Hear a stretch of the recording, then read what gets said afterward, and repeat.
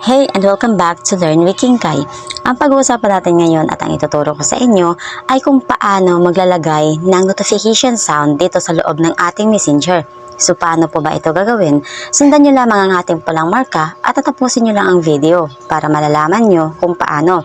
Pasok tayo sa loob ng ating messenger. Pagkatapos po, pwede natin to i-apply sa individual or pwede rin po sa tinatawag na GC or sa may messenger group. Pagkatapos po, tap lamang po natin yung desired person, tap lang din natin yung bilog na icon sa may right side sa taas.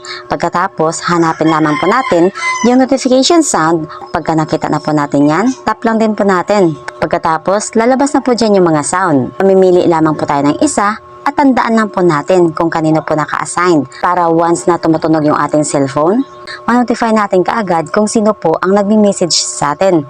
So sana nakuha nyo, kaya ano pang inaantay nyo? Gayahin mo na rin kung gusto mo. Thank you so much for watching.